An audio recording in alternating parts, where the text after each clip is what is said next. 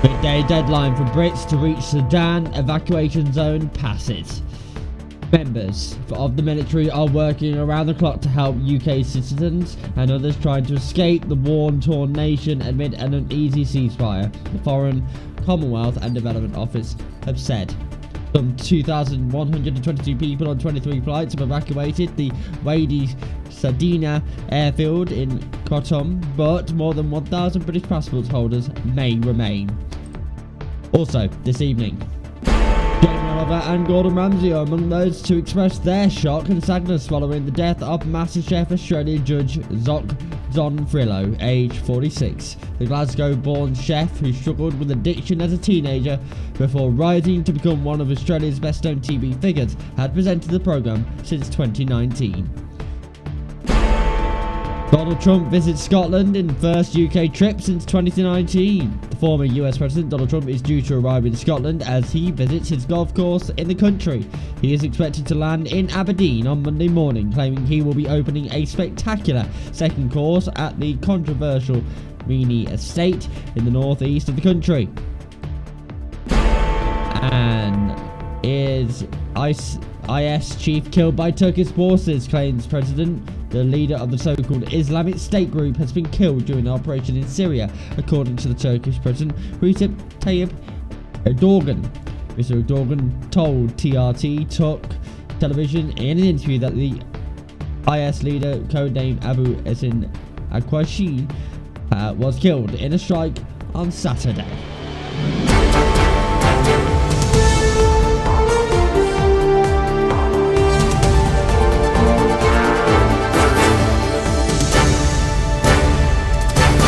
This is STV News with Stephen Woolrich. Good evening.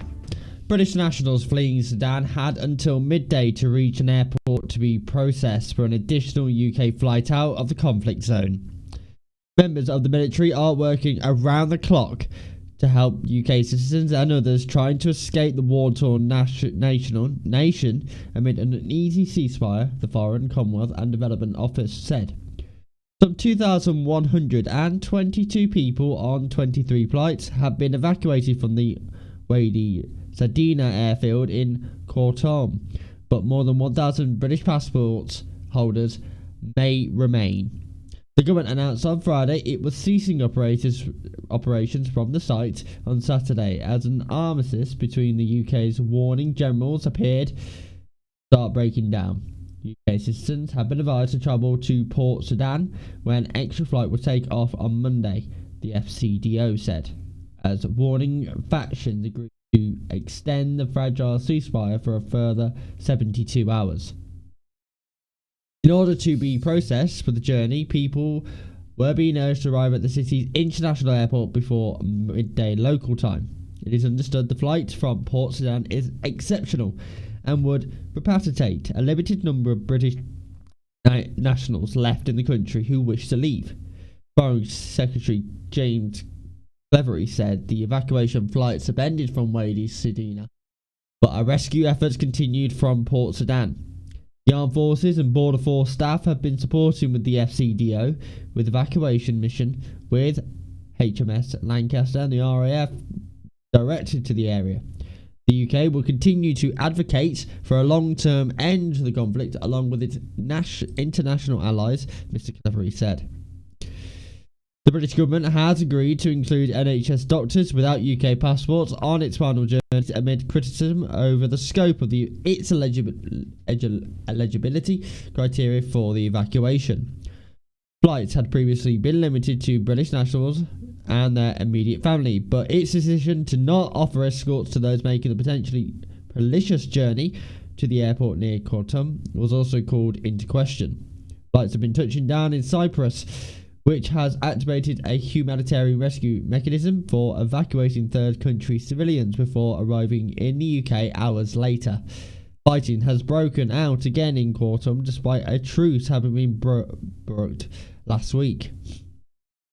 Conflict pits Army Chief General Abdel Fattah Burhan against General Mohammed Hamdan Dagalo, the head of parliamentary group known as Rapid Support Forces.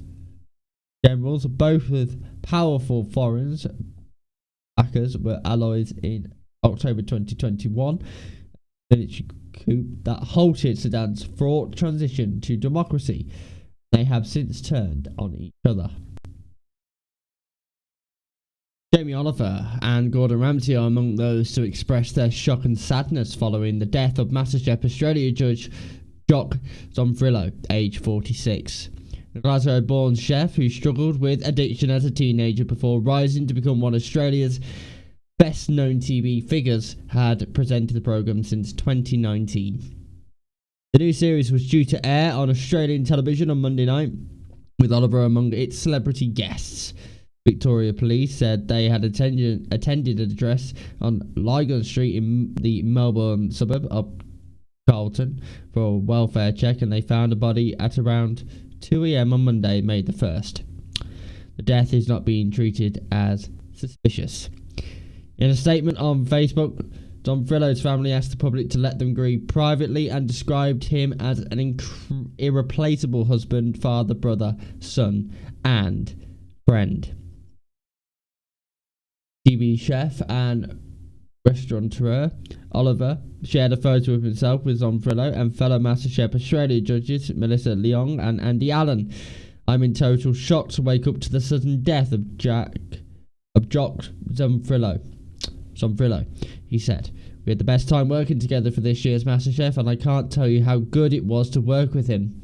Jock was very generous to me with his time and spirit in the show, and for that I was really grateful. Oliver said Zonfrillo would be so very missed and sent his heartfelt love and condolences to his family and friends and those who worked on MasterChef. Ramsay also recalled working with the late chef, tweeting, "Saddened by the devastating news of Jock Zonfrillo's passing. I truly enjoyed the time we spent together on MasterChef in Australia, sending all my love to Lauren and the family in this difficult time." Indian chef and restaurateur Kunal Kapoor, known for judging MasterChef India, expressed his deepest condolences on Twitter. He added, "His sudden departure from this world has left us all in shock and disbelief." And MasterChef Australia tweeted saying Network 10 and Endemol Shine Australia are deeply shocked and saddened by the sudden loss of Jock Zonfrillo, a beloved member of the MasterChef Australia family. Jock passed away in Melbourne yesterday. MasterChef Australia will not air this week. Now, former US President Donald Trump is due to arrive in Scotland as he visits his golf courses in the country. He is expected to land in Aberdeen on Monday morning, claiming he will be opening a spectacular second course at the controversial Meany Estate in the northeast of the country. He will then head to his course in Doonbeg on Ireland's west coast, following his time in Scotland. Despite the visit, Mr. Trump, who is running for the White House again in 2024 and is seen by many as the representative Republican nominee, said his campaign is on my mind, stressing that a victory for him would make America greater than ever before. But he will be leaving Scotland and Ireland soon in order to see and inspect my great properties there, he wrote on Truth Social, the platform he owns. The golf courses and hotels are among the greatest in the world. Turnberry and Aberdeen in Scotland and Doonbeg in Ireland. We'll be meeting with many wonderful friends and cutting the ribbon for a new spectacular second course in Aberdeen.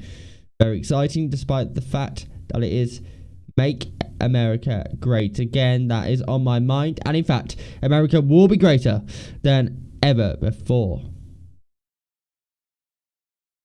The Tycoon's trip to Scotland comes as he faces legal trouble in his native New York over his business practices. He has pleaded not guilty to charges on falsifying business records to hide damaging information ahead of the 2016 presidential election. Mr. Trump had previously spent 2 days at his Turnberry course while in office in 2018, meeting Theresa May and the Queen during the visit. Asked last week if he will meet Mr. Trump, who has made controversial statements about Muslims in the past, First Minister Huma Yousaf said, I would find it difficult, I have to say, to meet with him without raising the significance of concerns I have for the remarks that he's made in the past. And finally, the leader of the so-called Islamic State group has been killed during an operation in Syria, according to Turkish President Recep Tayyip Erdogan. Mr. Erdogan told TRT Turk television in an interview that the ISIS leader, code-named Abu Asin al-Qashida, was killed in a strike on Saturday. The Turkish intelligence agency, MIT, had been following him for a long time, he added. We will continue our struggle against terrorist organisations without discriminating against any of them, Mr. Erdogan said in an interview. Turkey has conducted numerous operations against IS and Kurdish groups along the Syrian border, capturing or killing suspected militants. The country controls large areas of northern Syria following a series of land incursions to drive Kurdish groups away from the Turkish-Syrian border. Abu Hussein al-Qurashi was named leader of the militant group after its previous chief was killed in October, with an IS spokesman calling him one of the veteran warriors and one of the loyal sons of the Islamic State. And that is it from the late news scene. From all of us here, have a wonderful rest of your bank holiday Monday. Good night.